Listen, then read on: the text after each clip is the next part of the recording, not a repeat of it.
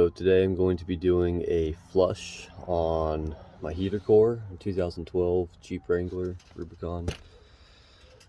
These are the parts that I bought to do. I got some 5/8 inch hose, inner diameter, 10 feet long.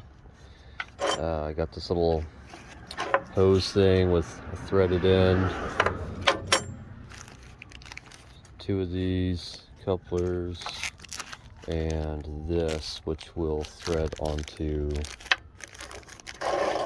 the end of that and connect to the hose. Two lines that we are going to be messing with is this inlet and the outlet, but since we are flushing it, we're going to do it in the reverse order that the engine does it, right? So we're going to be pumping water through the outlet and then flushing it out through the inlet. And here is the receipt for all the items that I bought. Came out to $50. You'll also want a bucket. I already had one. And a hose, which I already had, a water garden hose. I've got the hoses connected now. I just used some pliers to pinch these guys and kind of wiggle them off. And then I also pinched the hose itself and just gently wiggled it to break it loose from this aluminum. And then once I gently broke that free, I was able just to take my hand and kind of wiggle it off. It wasn't really difficult. Just be careful not to damage the hose with your pliers if you try and break that free with the pliers, or channel locks in this case. So I got both hoses hooked on. I've got my water hose here hooked up, pressure is on. It's going to the outlet hose, and then I have this other hose connected to the inlet, and this is where I'm going to be flushing water out right into this bucket. Now the 10-foot hose I cut in half, 5 feet and 5 feet. I shouldn't have done that. I should have had one be substantially longer. The side with the hose only needs to be like 2 feet long, you know what I mean? Like, I don't need all this slack.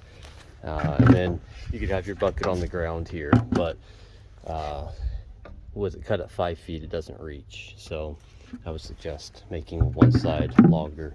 Luckily, this bucket was already cut, so it fits up here just fine.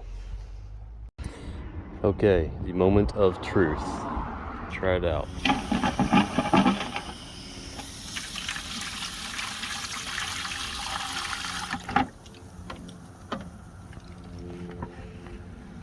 Let's see what we got in here. I saw a couple big pieces of something. Yeah, see those big pieces floating around? I don't know what that is. That wasn't in my bucket already. Interesting.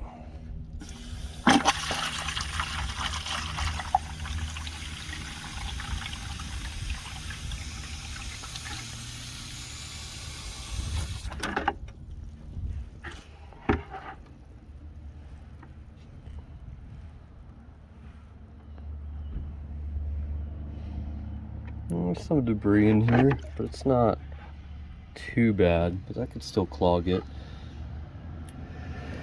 I'd recommend flushing this out once you get pure water. Once you get all the coolant out and dispose of that, then just run water through it and just 5 or 10 minutes. I'd say at least 5 minutes. Just flush it really good, and then that'll be it. Hose is on. Coolant's all out. Just water. Gonna let it sit for several minutes. These are the pieces that were in it. I don't know